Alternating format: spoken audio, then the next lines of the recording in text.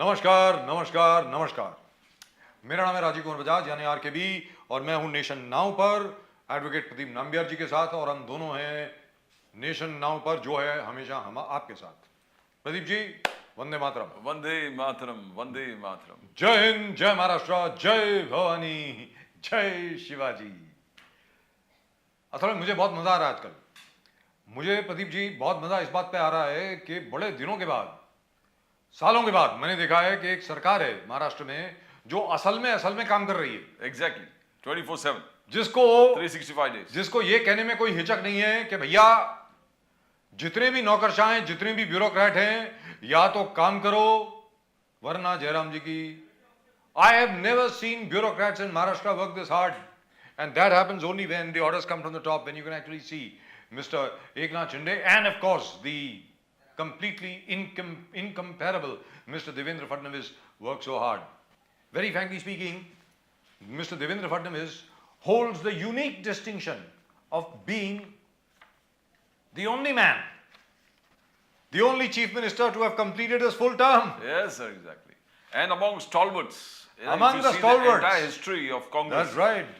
That's correct. जहां तक देवेंद्र फडणवीस जी का खुद का प्रश्न है, देवेंद्र फडणवीस जी जैसा कोई और मुख्यमंत्री महाराष्ट्र को नहीं मिला. And I would say hats off to the man. Hats off to the man. I have been saying this again and again and again. एक बार नहीं, न जाने कितनी मर्तबा मैं यहाँ बोल चुका हूँ, जो शख्स मुख्यमंत्री रह चुका हो, जिसके साथ 105 एमएलए हूं, फिर भी पार्टी हाईकमांड के कहने पर, प्रदीप जी, पार्टी हाईकमांड के कहने पर जिसने उप मुख्यमंत्री का पद स्वीकार कर लिया हो. Exactly. Yes. That shows character. That shows a strength of character which you don't get to see otherwise. Absolutely A fantastic. leader and the soldier, both. Absolutely. ये साहब संघ की ट्रेनिंग है, आरएसएस की ट्रेनिंग है. Let's be very clear. And at the moment with us from the Bharatiya Janata party, अभिषेक त्रिपाठी साहब. अभिषेक त्रिपाठी साहब, नमस्कार. नमस्कार. नमस्कार. वंदे मातरम. वंदे मातरम. भारत माता की जय. जय महाराष्ट्र. भारत माता की जय साहब. जय महाराष्ट्र, जय हिंद. मैं राजीव के बजाज आरकेबी और मेरे साथ हैं एडवोकेट प्रदीप नाम्बियार जी. आपका स्वागत है नेशन नाउ में. अभिषेक त्रिपाठी जी, वही हम लोग बात कर रहे थे अभी, शायद आपने सुना कि नहीं सुना मुझे मालूम नहीं है, कि देवेंद्र फडणवीस अकेले शख्स हैं जिन्होंने पूरे 5 साल कंप्लीट किए हैं, पूर्ण किए हैं बतौर चीफ मिनिस्टर के पद पर महाराष्ट्र में. Number 1. Number 2, strength of character क्या होता है, अंदरूनी ताकत क्या होती है, बड़ा दिल क्या होता है, यह कोई देवेंद्र फडणवीस से सीखे. मुख्यमंत्री रहने के बावजूद, 105 एमएलए साथ में होने के बावजूद उप मुख्यमंत्री का पद स्वीकार कर लिया, क्योंकि हुक्म आया हेडक्वार्टर से कि भाई देखिए, हमारे मुख्यमंत्री जो हैं वो एकनाथ शिंदे होंगे, आप उप मुख्यमंत्री रहेंगे. Absolutely fantastic. I think Maharashtra is lucky to have a man like that. Abhishek Tripathi साहब. सर, 2014 में 2 मिरेकल हुए थे हिंदुस्तान में जी. एक नरेंद्र मोदी जी जीत के आए थे, प्रधानमंत्री बने थे, और महाराष्ट्र में दूसरा हुआ था जो देवेंद्र फडणवीस जी मुख्यमंत्री बन के आए थे. जी. तो सरकार उन्होंने 2014 से 19 तक चलाई. वो वैसी सरकार महाराष्ट्र के इतिहास में कभी नहीं चली है. ईमानदारी से भरा, काम से भरा. और वो कहते हैं ना कि जब आपकी नीयत अच्छी हो, आपका कर्म अच्छा हो, तो आपको अच्छा माना ही जाएगा, देखा ही जाएगा. ये कहने की बात नहीं है कि देवेंद्र फडणवीस 2014 से पहले प्रदेश के अध्यक्ष थे, 2014 को मुख्यमंत्री बने, 19 तक फिर नेता विपक्ष बने, अब उप मुख्यमंत्री हैं. तो एक ऐसा व्यक्ति जो सर्वोच्च हर तरीके के पद लेने के लायक है, जी. आगे बढ़ाने के काम के लायक है, वो है देवेंद्र फडणवीस जी. ये एक बहुत बड़ी बात है कि लगातार नॉन स्टॉप उन्होंने हर वो पद लिया है जो संगठन ने उनको बोला है, और बहुत ही ईमानदारी से, बहुत ही निष्ठावान से, सारे संगठन को साथ में, सरकार को साथ में, तब युति थी हमारी शिवसेना से, उनको साथ में लेके चले हैं, और बहुत अच्छे से. और आपने बहुत अच्छी बात बोली थी राजीव जी अभी थोड़ी देर पहले, कि जो हाईकमान का आदेश आया, जो संगठन सर्वोच्च से आदेश आता है, हमको वो मान्य होता है. और बहुत बड़ी बात होती है कि एक व्यक्ति जो 5 साल मुख्यमंत्री रहे और सफल मुख्यमंत्री रहे, वो वापस उप मुख्यमंत्री होके वापस आए. ये अपने आप में अपना एक कैरेक्टर दिखाता है, अपना एक चरित्र दिखाता है जो देवेंद्र फडणवीस में भरा हुआ है. और इस वजह से हम सब लोग, लाखों लोग जो हम कार्यकर्ता हैं, जो हम सब लोग हैं, उनको देख के चलते हैं, उनको देख के आगे बढ़ते हैं, उनसे सीखते हैं। तो ये खासियत है हमारे देवेंद्र फडणवीस जी की। Fantastic, absolutely fantastic. And the other thing is, Abhishek ji, जो आपने बात कही कि भाई भारतीय जनता पार्टी का एक कैडर है, वो कैडर हम लोग पहले से ही देख रहे हैं, बचपन से देख रहे हैं भारतीय जनता पार्टी को। 1980 में बनी, आज तक कहां से कहां पहुंच गई। मेरा ये कहना है कि जब हुक्म आता है तो हुक्म की एकदम तामील होती है, अनलाइक इन अदर पार्टीज। बाकी हर पार्टी में तो साहब रेबेलियन हो जाती है, बगावत हो जाती है, ना जाने क्या कुछ हो जाता है, मनाना पड़ता है जी। लेकिन यहां पर सबसे बड़ी बात मैंने ये देखी है, देवेंद्र फडणवीस जी का जो कमिटमेंट है विकास के प्रति, यानी डेवलपमेंट के प्रति, महाराष्ट्र की डेवलपमेंट के प्रति, वो बिल्कुल कम नहीं हुआ है। आई still remember when I was in Sahara, I think yeah that's right, 2002 2003, this show was on Sahara, और उस वक्त वो एमएलए थे, नागपुर से उनका इंटरव्यू किया था हम लोगों ने। उस वक्त भी उनकी कमिटमेंट थी। क्या कमिटमेंट थी? भले ही कांग्रेस एनसीपी की सरकार थी, लेकिन उनका सिर्फ यही था कि महाराष्ट्र में विकास कैसे हो, लोगों का फायदा कैसे हो, महाराष्ट्र का इंफ्रास्ट्रक्चर कैसे बढ़े, महाराष्ट्र का इंफ्रास्ट्रक्चर वर्ल्ड क्लास कैसे बने। और वो उसका उदाहरण जो है हम लोग देख रहे हैं। मैं आपसे जानना चाहता हूं अभिषेक जी कि ये कब तक चलेगा? मतलब जो कमिटमेंट अभी दिखाई गई है वो सिर्फ अभी के लिए है या ये हमेशा चलेगी? अभिषेक जी, देखिए, कमिटमेंट का तो वो होता है जो हमेशा चले। आप सरकार में हो, आप सरकार में ना हो, आप विपक्ष में हो तो भी कमिटेड है आप अपनी सोसाइटी के लिए। और अगर आपको जनता ने चुना है और सरकार में लाया है और सेवा करने का मौका दिया है, तो देवेंद्र फडणवीस जी से बेहतर कोई नहीं है महाराष्ट्र में। हम सब लोग ये देखते हैं। सबसे बड़ी बात उनकी ये है कि वो कोई भी वक्त खाली नहीं जाने देते। उनमें इतनी मेंटल स्टेमिना है, इतनी फिजिकल स्टेमिना है। आप उनके साथ समय बिताएं, वो कभी भी समय से आगे चलने की कोशिश करते हैं। तभी आप जनता का पूरा काम कर पाएंगे, तभी आप सारा जो जरूरत है एक प्रदेश को, एक स्टेट को जो जरूरत होती है, the need of the state, वो कंटिन्यूअसली उस चीज पे बात करते हैं। चाहे उनको कोई आप यंगस्टर्स के साथ बैठा दो, कोई मिडिल एज का हो, कोई उनसे वृद्ध हो जिसके पास खुद बहुत एक्सपीरियंस है, वो समानता सबके साथ उसी तरीके से बर्ताव करते हैं। उसी तरीके से वो ये हमेशा कोशिश करते हैं कि किस तरीके से महाराष्ट्र प्रदेश आगे जाए और जन जन तक वो चीजें जो प्रधानमंत्री नरेंद्र मोदी जी ने जितनी सारी स्कीम लेके आए हैं पिछले 9 साल में, वो जन जन तक कैसे पहुंचे, ये सर्वप्रथम देवेंद्र फडणवीस जी, उनके सारे कैबिनेट में, साथ ही संगठन के सारे लोग। मैं आपको बता दूं, हम आराम कर लें लेकिन देवेंद्र फडणवीस जी आराम नहीं करते हैं। और ये बड़ी बात मैं नहीं बोल रहा हूं, ये सच बात है, क्योंकि वो हर चीज का संज्ञान लेते हैं, हर चीज की जानकारी लेते हैं, कब कौन सी चीज कब कैसे डेवलप हो रही है, विकास कैसे आगे जा रहा है, किस तरीके से। वो एक होता है ना कि चेन ऑफ इवेंट्स होते हैं, डेलीगेशन ऑफ अथॉरिटी होती है। आपने काम सौंपा है तो उसका फॉलो अप लेना पड़ता है। ये इस चीज के मास्टर हैं देवेंद्र जी। वो दिमाग, वो उनकी सबसे बड़ी खासियत है कि चेहरे में एक छोटी सी मुस्कान रखते हैं और अंदर से वो बहुत सारा काम करते रहते हैं। लोगों को शायद कभी कभी कुछ लोगों को लगता होगा तो ये बहुत आसान है, लेकिन ये आसान नहीं है। एक व्यक्ति के ऊपर बहुत से भार हैं और बहुत ही बखूबी निभाते हैं। और कभी भी उन्होंने कोई शिकायत नहीं की। इस पे हम चर्चा कर चुके हैं, चाहे वो पद की हो, गरिमा की हो, प्रदेश के विकास की हो, वो कभी शिकायत नहीं करते। ये उसी संगठन के सिपाही की तरह खड़े रहते हैं जैसे कि हम सब लोग हैं। पिछले दिनों हमने देखा कि प्रदेश की कार्यकारिणी थी भारतीय जनता पार्टी की नासिक में, उनका जो इन्वॉल्वमेंट था, उनका जो लेवल था, वो जो हम सब प्रदेश के पदाधिकारी और कार्यकर्ता वहां पे थे, मैंने प्रत्यक्ष रूप से ये चीज बहुत करीबी बैठ के उनको देखा, उनसे सीखा कि छोटी छोटी डिटेल, छोटे छोटे काम, छोटा चाहे वो संगठन का हो चाहे सरकार का, कार्यकारिणी ऑफ कोर्स संगठन की होती है तो उसको कैसे करना है, हर चीज में उनका एक जो अपना योगदान वो दे सकते हैं, देना चाहते हैं और सलाह मशवरा करके देना चाहते हैं। वो वन साइडेड कभी नहीं रहते। वो सबको साथ में लेके चलते हैं। एक लीडर जी। की एक बहुत बड़ी क्वालिटी होती है ये चीज। That's right. जो इंटरव्यू की आप बात बता रहे थे 2003 में, मैं आपको 20 साल से देख रहा हूँ राजीव जी, बहुत बड़ी बात है कि मैं आज आपसे बात कर रहा हूँ मेरे लिए। तो मुझे सब चीजें याद हैं, और मुझे वो भी याद है जब वो सिर्फ विधायक होते थे और हमारी सरकार नहीं होती थी, जी। और किस तरीके से समय से आगे चलना। मतलब अगर मैं बोलूं तो उसमें मैं ऐड करूंगा सोशल मीडिया। जी। आज सोशल मीडिया को हम 2014 से देख रहे हैं ज्यादा, लेकिन नरेंद्र मोदी जी के अगुवाई में प्रधानमंत्री, और यहाँ पे मैं देखूं तो देवेंद्र फडणवीस जी के, उन्होंने प्रदेश कार्यकारिणी में एक पूरा सेशन रखा था सोशल मीडिया के इंपॉर्टेंस का, किस तरीके से लोगों तक पहुंचा जाए और किस तरीके से काम को पहुंचाया जाए, किस तरीके से जानकारी को पहुंचाया जाए। जी। तो बहुत डिटेल में वो काम करते हैं। आई थिंक ये जो कमिटमेंट की बात आपने पूछी थी राजीव जी, ये नॉन स्टॉप है देवेंद्र जी का, ये चलता रहेगा, ये आजीवन चलता रहेगा। यहाँ पे अभिषेक त्रिपाठी जी, मैं प्रदीप जी उसके बाद आप Yes, आए, yes, बिल्कुल। मैं ये सवाल जरा पूछ लूं। मुझे ये पूछने की बड़ी इच्छा है कि भाई, क्योंकि I know him to be a man of total commitment, जहां तक के देवेंद्र फडणवीस जी का प्रश्न है, जैसे अभी अभिषेक त्रिपाठी जी ने बताया।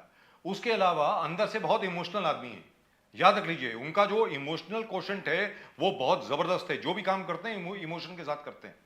तो लिहाजा जब आदरणीय सम्माननीय उद्धव ठाकरे जी ने भारतीय जनता पार्टी का साथ छोड़ करके कांग्रेस और एनसीपी के साथ नाता जोड़ लिया, मुझे ऐसा लगता है, वेरी फ्रैंकली स्पीकिंग, कि देवेंद्र जी को बहुत चोट आई होगी, बहुत जबरदस्त तरीके से चोट आई होगी, not only as a party but even personally, because I still remember, ये पता नहीं अभिषेक त्रिपाठी जी आप इससे एग्री करेंगे या नहीं करेंगे, लेकिन ये बात मैं बहुत बार बोल चुका हूं। 2019 के जो चुनाव हुए, 2019 के चुनाव के पहले दिल्ली से भी भारतीय जनता पार्टी के वरिष्ठ नेतृत्व में काफी ऐसे लोग थे जो कह रहे थे कि भारतीय जनता पार्टी को अकेले लड़ना चाहिए, महाराष्ट्र में चुनाव अकेले लड़ना चाहिए, विधानसभा का हमारी 170 से 175 सीटें आएंगी, ऐसा कहा गया। देवेंद्र फडणवीस जी ने कहा हमारी कमिटमेंट है शिवसेना के साथ, हम कमिटमेंट तोड़ नहीं सकते। तो भले ही भारतीय जनता पार्टी की 105 सीट आई हों, लेकिन देवेंद्र जी ने अपनी कमिटमेंट को नहीं छोड़ा। तो जब उद्धव ठाकरे जी ने यह किया, आप जितने कार्यकर्ता हैं, जितने आप प्रमुख हैं, कई कई लोग विभाग प्रमुख हैं, कई कई लोग प्रवक्ता हैं, आप सब लोगों के ऊपर क्या बीती उस वक्त, त्रिपाठी जी? देखिए, हम लोगों को बहुत तकलीफ हुई, बहुत दुख हुआ, क्योंकि एक इतिहास है। ये युति जो हमारा जो कोएलिशन था शिवसेना से, ये बाला साहब, ये अटल बिहारी वाजपेयी जी, जी। ये एल.के. आडवाणी जी, जी। मुरली मनोहर जोशी जी, प्रमोद महाजन जी, ये गोपीनाथ मुंडे जी, स्वयं देवेंद्र फडणवीस जी, तो ये सब लोगों का एक मिला जुला एक राह पे चल रहे थे हम लोग, और हम 30-32 साल से साथ में थे। तो वो क्या है ना कि 30-32 साल से अगर आप किसी बेगाने को भी साथ रख लो तो उससे दिल लग जाता है।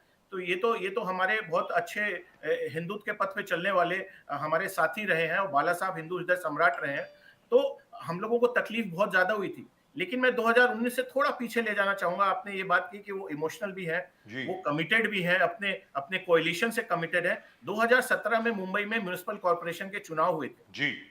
और शिवसेना ने 84 सीट 84 सीट्स जीती थी, हमने 82 सीट जीती थी। करेक्ट। मात्र 2 सीट कम थे, लेकिन हम पूरी तरीके से उनका सपोर्ट किए। हमने डिप्टी मेयर का भी जो हमारे पास पहले पद होता था, हमने नहीं लिया। ये देवेंद्र फडणवीस जी ने बोला था कि नहीं, आप पूरी तरीके से म्युनिसिपल चलाएं, अच्छे से चलाएं, हम किसी तरीके से कोई प्रेशर आपको नहीं देना चाहते, कुछ मांगना नहीं चाहते, हम डिप्टी मेयर का पद भी त्याग करते हैं। ये बहुत बड़ी बात है, जबकि हम मात्र 2 सीट उनसे छोटे थे। अब आते हैं हम 2019 में। जी। अगर आज हम युति करते हैं, ये देवेंद्र फडणवीस जी का डिसीजन था और हम सबको पता था। हम लोग मन में कभी कभी कार्यकर्ता हैं तो विचलित होते हैं, कभी कभी हम सोचते हैं कि हमें अकेले जाना चाहिए, हम बहुत अच्छा चल रहे हैं, हमने पिछला 5 साल बहुत अच्छा दिया है नरेंद्र मोदी जी की अगुवाई में, देवेंद्र जी की अगुवाई में। तो हमारे मन में ये लालसा आती है और ये सच है कि हम अकेले जाएं। और लेकिन ये देवेंद्र फडणवीस जी का उनको क्रेडिट जाएगा कि जी उन्होंने बोला कि नहीं, जो हम इतने टाइम से करते आ रहे हैं वो चीज हम फिर से रिपीट करेंगे, हम फिर से युति में आएंगे, हम फिर से कोएलिशन धर्म का पालन करेंगे। तो साथ में चुनाव लड़ा गया। और ये बोलना बड़ी बात नहीं होगी राजीव जी कि भारतीय जनता पार्टी का वोट बहुत ज्यादा है, क्योंकि काम ऐसा है, मोदी जी का काम ऐसा है, देवेंद्र जी का काम ऐसा है। उनके वोट का फायदा हमारे युति को भी मिलता है, और ये बोलने में मुझे किसी तरीके का कोई नहीं। यहाँ शिवसेना के उस टाइम के शिवसेना के बहुत से सांसद हैं जो खुले प्रखर रूप से मुखर होके बोलते थे कि मोदी जी की वजह से हमें वोट मिला है। बहुत से विधायक शिवसेना के बोलते थे कि मोदी जी की वजह से हमें वोट मिला है। आज हम 105 सीट से जीते थे 2019 में, ये लोग 56 सीट से जीते थे 2019 में। आज नियति यही बोलती है और नेचुरल ये अलायंस था कि हमें साथ में आना चाहिए था, लेकिन इस तरीके का जो धोखा हमें मिला है, ये इससे हमें बहुत तकलीफ हुई थी। हमें हमें बहुत खराब लगा था कि ऐसा क्यों हो रहा है हमारे साथ। लेकिन मैं आपको फिर भी बताना चाहता हूँ, देवेंद्र जी एक ऐसे व्यक्तित्व हैं जो किसी भी परिस्थिति में, किसी भी सिचुएशन में वो अपने को बहुत संयम से रखते हैं, बहुत पेशेंस से रखते हैं। Man of few words but man of lot of action. तो ये समझना हमारे लिए था कि हम उस चीज को मान लिए कि ये जो हमारे साथ हो रहा है उसमें दूसरी पार्टीज का भी हाथ था, चाहे वो राष्ट्रवादी कांग्रेस हो, चाहे कांग्रेस हो, सबका था। और किस तरीके से श्री उद्धव ठाकरे जी हमें छोड़ के चले गए, एक तरह से हमें पूरी तरीके से धोखा दिए। चुनाव हम साथ में लड़े थे, वोट हमारा भी मिला था उन्हें। तो ये एक बहुत तकलीफदेह चीज थी, लेकिन इसको मैं खुल के बोलूंगा कि इस खून के घूंट को भी देवेंद्र जी ने एक नारियल पानी समझ के पी लिया था। और हम सब लोग उस चीज को फॉलो कर रहे थे कि कोई बात नहीं, ऐसा होगा, ऐसा होता है राजनीति में, लालच होती है कुर्सी की, मुख्यमंत्री बनने की। देखिए बाला साहब ठाकरे चाहते तो 1995 में मुख्यमंत्री बन जाते, मनोहर जोशी की जगह, नारायण राणे जी उस टाइम थे उनकी जगह, लेकिन उनको पद का कभी कोई लालच नहीं था, सरकारी पद का, कभी वो मुख्यमंत्री। लेकिन आज हमने ये देखा कि उनके वंशज श्रीमान उद्धव ठाकरे जी को मुख्यमंत्री पद का लालच आया, तो वो उस पार्टी के साथ चले गए जिसको बाला साहब जी सपने में भी नहीं देख सकते थे, और जो कांग्रेस पार्टी है प्रमुख था, और ऑफ कोर्स शरद पवार जी की राष्ट्रवादी कांग्रेस पार्टी। तो दुरुस्त बात, काफी तकलीफ थी। I still remember both Pradeep ji and I met Devendra Fadnavis ji assembly में, मतलब असेंबली के बाहर जाकर के, विधानसभा में मिला था ना प्रदीप जी? 2020 की बात, just before the lockdown happened, बिल्कुल कोई उसके एक महीना पहले, हंसते हुए, मुझे अभी तक याद है, बिल्कुल हंसते हुए देवेंद्र जी ने हम दोनों को बोला, don't worry, we'll be back shortly, much before you know it. Look at the confidence of the guy, he knew it. हाँ बोलिए ना सर, बोलिए। मी पुन्हा येईन, this was his words, right, मी पुन्हा येईन। तो ये चीज उन्होंने करके दिखाया है राजीव जी, और बहुत बहुत ही अच्छे से, काबिले तारीफ तरीके से करके दिखाया है। कभी भी पेशेंस नहीं खोया है, कभी भी हम कार्यकर्ताओं के सामने आके वैसे तकलीफ में नहीं आए। जो आपने बताया अभी विधानसभा के बाद, खुशी से मुस्कुराते हुए बोले वी विल बी बैक, ये उनकी सबसे बड़ी काबिलियत है। आधा काम तो वो इसी में कर लेते हैं, बाकी आधा निकल के कर लेते हैं। त्रिपाठी जी, ये स्ट्रेटजीज, अब कुछ दिनों पहले फडणवीस जी ये कह रहे थे कि MVA tried to arrest me, MVA सरकार was trying to arrest me. उसके बाद उन्होंने कहा कि Uddhav and Sharad Pawar both betrayed my aspirations. they both accused of betrayal. बोले morning swearing ceremony and Uddhav Thackeray, and उन्होंने आगे जाके ये भी कहा कि when अमित शाह came, कि जिन लोगों ने betrayal किया, हमने उनको सही सबक दिखाया सूद के हिसाब से। और अचानक आप देखो जिस प्रकार से एक अलग वातावरण, कोश्यारी जी जाते जाते कहा कि उद्धव ठाकरे संत महात्मा है, एक संत आदमी है, वो बुरे फंसे लोगों के बीच में। और आज शायद देव फडणवीस जी ने कहा कि मुझे कोई द्वेष नहीं है, ना उद्धव ठाकरे से है, ना आदित्य ठाकरे से है, ना संजय राउत से है। तो what is the changing strategy? Is the BJP building bridges? ये फडणवीस जी का क्या स्ट्रेटजी है? पहले कुछ और अब कुछ प्यार मोहब्बत की बातें, क्या है त्रिपाठी जी? नहीं, ऐसी कोई स्ट्रेटेजी नहीं है। अभी तो आपने देखा शिवसेना एकनाथ शिंदे जी के पास आ चुकी है, तो bridging the gap bridges is not the answer, I don't think so. But ये खासियत है देवेंद्र जी की कि वो होल्ड बैक करके, वो ग्रजेस होल्ड बैक करके नहीं रहते हैं। वो क्या है कि काम बहुत ज्यादा है प्रदेश में, एक स्टेट को और आगे लेके जाना है। ये 2.5 साल पीछे चला गया था, ये 2.5 साल 5 साल के बराबर था। तो ऐसे बहुत से काम हुए थे जो नहीं होने चाहिए थे, उसको फोकस ट्रैक पे फिर से लाना है। हम देखते हैं कि पिछले महीने किस तरीके से 2 मेन मेट्रो लाइन का जो उद्घाटन हुआ और जो चल रही है, और 1 महीने में 45 लाख लोगों ने उसको यूज किया है। तो ये एक चीज मैं बता रहा हूँ, ऐसे तमाम चीजें हैं जो देवेंद्र फडणवीस जी ने की है। तो त्रिपाठी जी एक मिनट, यहाँ पर मैं कुछ बोलना चाहता हूँ। त्रिपाठी जी, जहां पर हम लोग बैठे हैं ना, प्रदीप जी और मैं जहां पर बैठे हैं, वो बीकेसी है, बांद्रा कुर्ला कॉम्प्लेक्स है। हमारे ऑफिस के ही बाहर, मतलब दिखता है हमें, विंडो से दिखता है, एक फ्लाईओवर है जो पिछले 2.5-3 साल से बंद पड़ा था साहब, वैसे का वैसे ही खंबे के खंबे पड़े थे। ये एकनाथ शिंदे और देवेंद्र फडणवीस जी की सरकार के आने के बाद अब ये क्या हुआ, क्या अंदर की बात क्या है मुझे मालूम नहीं है। 6.5 महीने के अंदर अंदर दैट फ्लाईओवर रेडी, प्रधानमंत्री जी ने आकर के उसका इनॉग्रेशन भी कर दिया, और वो जो दूसरा फ्लाईओवर है कलीना वाला, Kalina Kurla flyover, that has also been inaugurated. तो हम एक चीज तो वही है, पर्सनली मैं आपको बता रहा हूं, व्यक्तिगत तौर पे मुझे बहुत फायदा हुआ है साहब। मुझे अब इतना बड़ा ट्रैफिक जैम नहीं मिलता यहाँ पे ट्रैफिक नहीं मिलता है, बिल्कुल ट्रैफिक नहीं है। 6 महीने के अंदर वो काम कर दिया जो 2.5 साल से बंद पड़ा था। 2.5 साल से वो ऐसे पड़ा था, 2.5 साल से वो ऐसे पड़ा था जैसे वीरान हो बिल्कुल। मतलब मेरी समझ के बाहर है, ये 2.5 साल से कर क्या रहे थे, ये इस पे जरा कुछ रोशनी डालेंगे, क्योंकि you are connected with everybody. 2.5 years, what was happening, sir? What was going on? I will tell you what was happening. MVA was a वसूली की सरकार। तो जब आपको 5 साल आप बाहर थे और जब किसी तरह वापस आए, आप सोचे थे कि देवेंद्र जी हैं, मोदी जी हैं, हम वापस नहीं आएंगे, एक बार ये लोग आ गए तो काम करने लगेंगे, तो वो पूरा वसूली का काम कर लो, कॉन्ट्रैक्ट सब दे दो पर खत्म ना करो। तो ये इनका बहुत पुराना आदत था। उद्धव जी इसमें फंस गए। लेकिन ये आपने जो बात बताई है कि ये फ्लाईओवर शुरू हुआ है, ऐसे तमाम काम हुए हैं, इसे कहते हैं डबल इंजन की सरकार। एकनाथ शिंदे जी का कमाल, उनका भी विजन, वो भी बहुत टाइम से वेट कर रहे थे परफॉर्म करने के लिए। Let's not forget that, right. He was handcuff, he was tied by the family. तो वो और देवेंद्र जी, हम इतना बोल चुके हैं, तो मिलके जो आपने बहुत अच्छी बात बोली, जो शायद मुझे नहीं पता थी अभी, तो ये बहुत कमाल की बात है जो इस तरीके से फ्लाईओवर और ऐसे बहुत सी चीजें जो शुरू हो गई हैं। ये देवेंद्र जी जब 2014 से 19 में जब चीफ मिनिस्टर थे और जब नया मेट्रो की सारी लाइन शुरू हुई थी, तो हम प्रत्यक्ष रूप से रात को 2 बजे और 2:30 बजे जाके देखते थे कि देवेंद्र जी वहां आते हैं, सेफ्टी हेलमेट पहनते हैं, हर चीज का मुआयना करते हैं, हर चीज का इंस्पेक्शन करते हैं। जरूरत नहीं थी, मुख्यमंत्री थे, आराम से बैठ सकते थे अपने सरकारी निवास पे, पर वो आराम से बैठ नहीं सकते महाराष्ट्र की जनता के लिए। वो लगातार, मैं बताऊं, उनके साथ आप ट्रेवल करिए, उनके साथ महाराष्ट्र में आप निकलिए, वो हैंड्स ऑन सीएम है। वो वैसे मुख्यमंत्री नहीं है जो पुराने जमाने में हुआ करते थे कि हम तो बैठे हैं सिंहासन बत्तीसी पे अपने और काम तो अपने आप सरकारी जो मुलाजिम है वो करते रहेंगे। ऐसा नहीं होता है, आपको आना पड़ता है, देखना पड़ता है, फॉलो अप लेना पड़ता है। इस चीज के वो मास्टर है। उनके बॉडी लैंग्वेज में भी ये शो ना हो, लेकिन वो बहुत ही कमाल के बैट्समैन है। In fact, Mr. Fadnavis said very clearly, just and Pradeep ji often quotes that. आप प्रदीप जी, सॉरी, मैं आपकी बात बोल रहा हूं आज। 2 महीने पहले, 3 महीने पहले देवेंद्र फडणवीस जी ने ये कहा था, this is I think November, that's right, just the beginning of November 2022। Devendra Fadnavis ji ने अपने एक एड्रेस में ये क्लियर कट बोला कि मैं सभी ब्यूरोक्रेट्स को आह्वान कर रहा हूं कि हमारी पेस के ऊपर चलना शुरू कर दें। जिस विकास की दर पर हम लोग चल रहे हैं उस पे या तो आप चलना शुरू कर दीजिए, otherwise you will be left behind. He is the first deputy chief minister or chief minister whatever to say something like that. आज तक किसी ने नहीं बोला ये।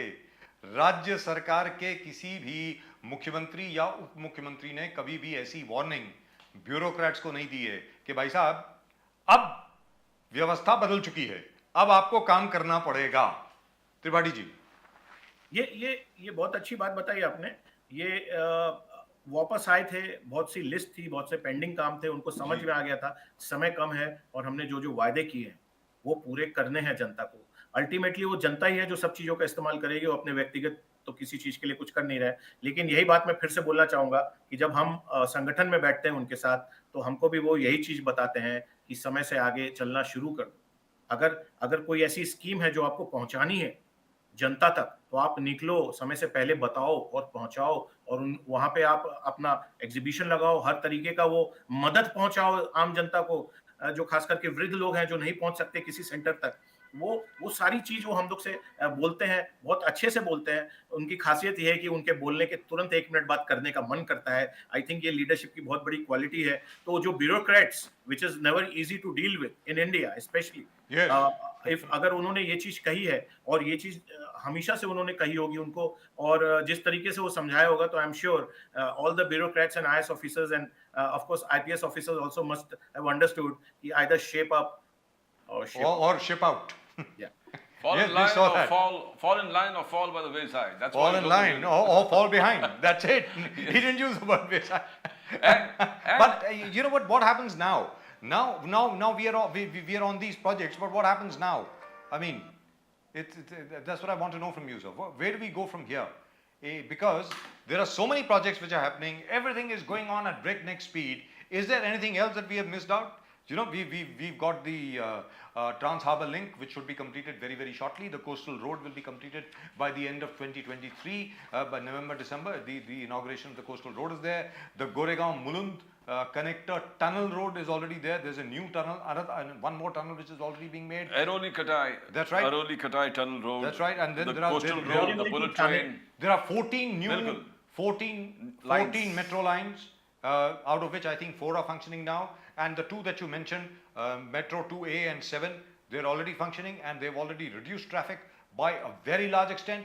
And we've got an entire thing which is absolutely awesome. The manner in which work is going on. So, is there anything that we have missed out, Mr. Tripathi? When you're handling the state, there's so many things. We are especially talking about Mumbai right now, Yes. but he has to take care of the entire state. Right. पूरे प्रदेश को उनको देखना है, तो वो उनके पास बहुत सारी लिस्ट है, बहुत से ऐसे काम है जो स्टार्ट करने हैं, पेंडिंग है इतने टाइम से, उसको पूरा करना है, उस चीज पे पूरी तरीके से ध्यान दे रहे हैं। मोदी जी के राह पे चलते हैं।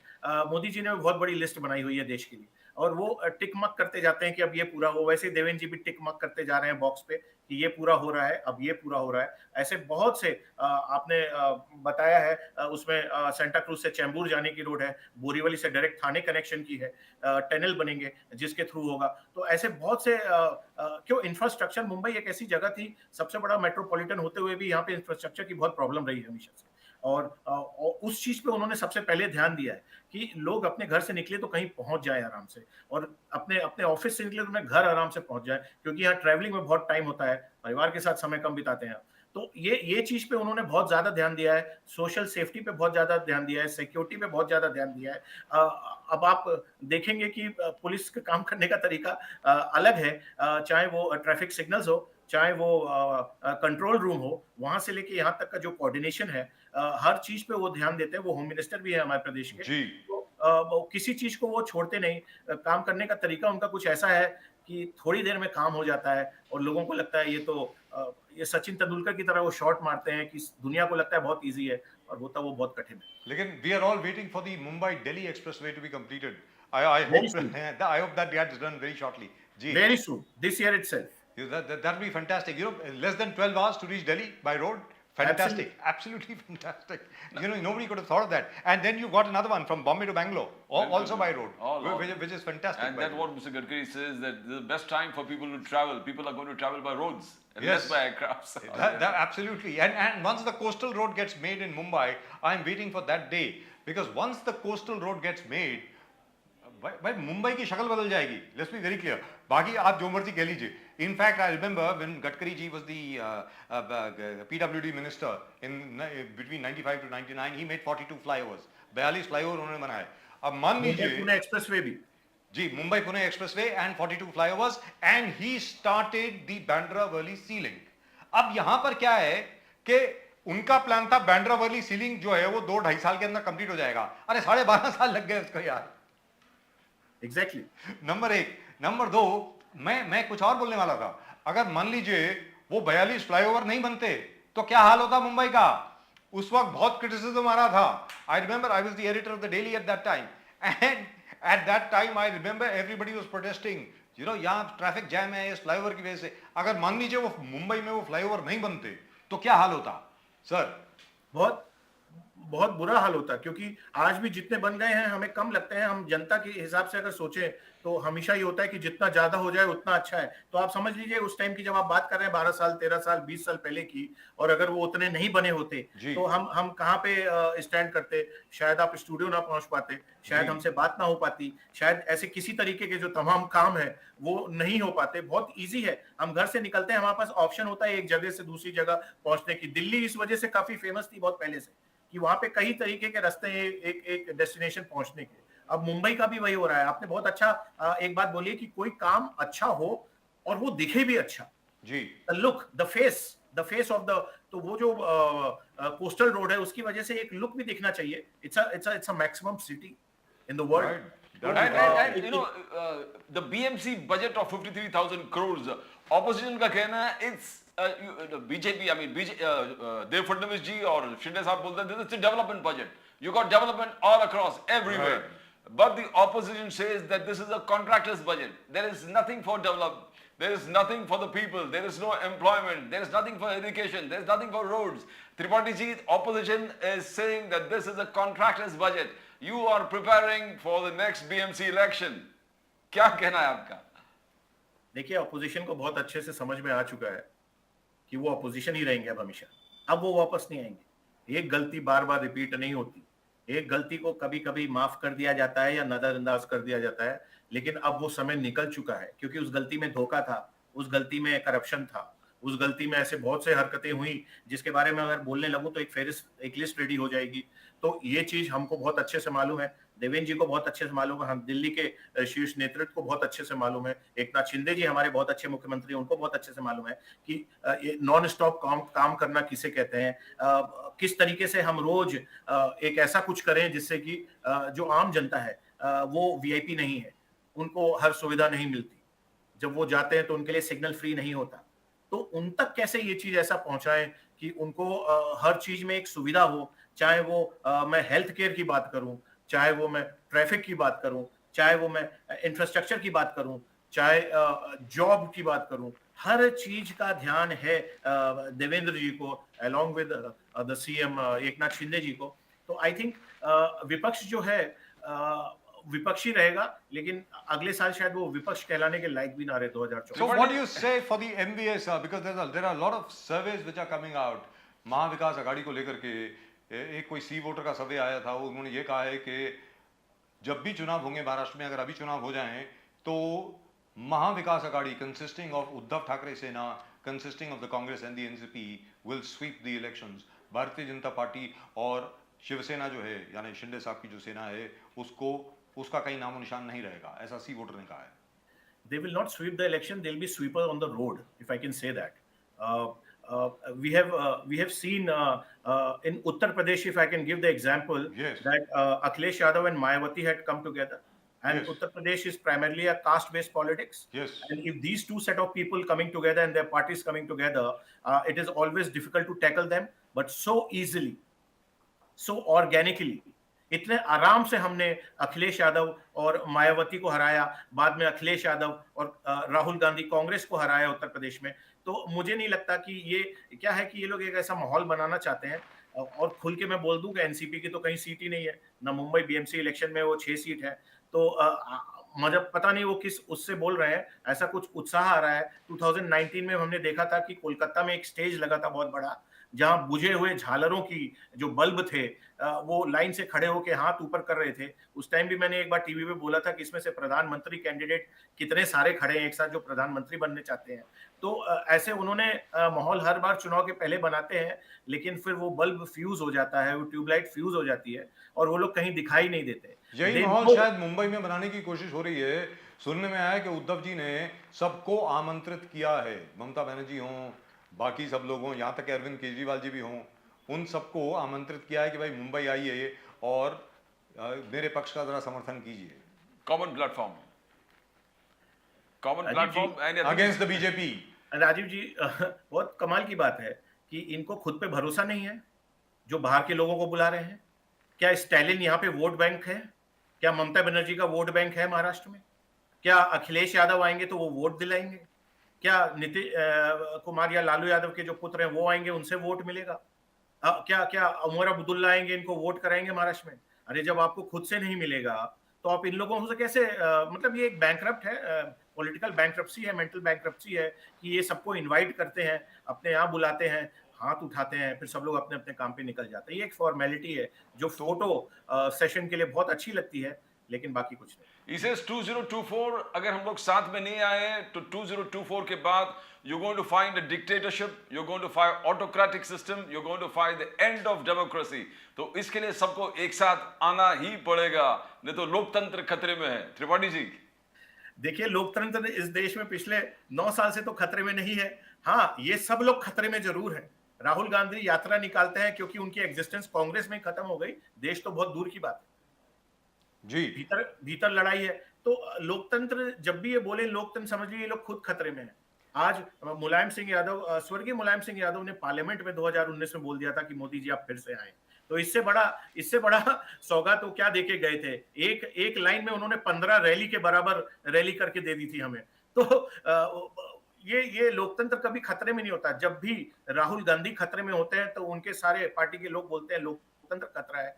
जब यहाँ पे खतरे में है अगर श्री आदित्य ठाकरे, तो उनके यहाँ से बोला जाएगा कि लोकतंत्र खतरे में है। जब पवार साहब हैं तो लोकतंत्र कभी खतरे में नहीं हो, लोकतंत्र बराबर काम कर रहा है। डेमोक्रेसी इज वर्किंग परफेक्टली, सारा सिस्टम से वन काम। फाइनल क्वेश्चन त्रिपाठी साहब, one final question, Mahavikas Aghadi का भविष्य आप क्या देखते हैं? देखिए महाविकास आघाड़ी का भविष्य, मैं थोड़ा सा वर्तमान में जाऊंगा और पास्ट में जाऊंगा। शिवसेना का भविष्य क्या देखेंगे? 2019 में ऐसा सवाल किया गया था, तो शिवसेना के 40 से 45 विधायक हमारे यहाँ आ गए। मैं ये नहीं कह रहा हूं कि वहां से और आने वाले हैं, कि एनसीपी से और आने वाले हैं, लेकिन भविष्य में कुछ भी हो सकता है। तो पहले महाविकास आघाड़ी एकत्रित रहे, एक साथ रहे, एकजुट रहे, पहले वो करके वो लोग दिखा दें। भविष्य तो कभी नहीं हो सकता, वो लाइक माइंडेड नहीं है, वो एक अरेंजमेंट थी। वो एक अरेंजमेंट इन्होंने तैयार किया गया था क्योंकि कुर्सी की लालच थी। जब आप ये बाय डिफॉल्ट या डेलिब्रेट कोई ऐसा अटेम्प्ट लाते हो कि हम कुर्सी पकड़ के बैठने के लिए हम सब साथ में आ रहे हैं, तो वो कभी भी लंबा नहीं चलता है। और ठीक इसी नाते ये महाविकास आघाड़ी कभी भी आगे नहीं चलेगी। अगर चलती भी है तो किसी को कोई फर्क नहीं पड़ता। सब लोग एक्सपोज हो चुके हैं। महाविकास आघाड़ी के जो गृह मंत्री थे अनिल देशमुख, वो गृह मंत्री होते हुए जेल में गए थे, वो एक्सपोज हो चुके हैं। तो उससे ज्यादा अब मैं क्या बोलूं। Right, Abhishek Tripathi Saab, thank you very much for joining us. It's been a pleasure talking to you. So Thank nice you, of sir. you. Thank you. Great pleasure speaking to you, sir. Thank you very much. Right, that is the BJP, of course, and the BJP very, very confident of its future. Absolutely BJP very, very confident of its plans. Yes. As they ought to be. After all, they're winning everywhere. You got a problem where the opposition are not going to come in one common platform. Uddhav Thackeray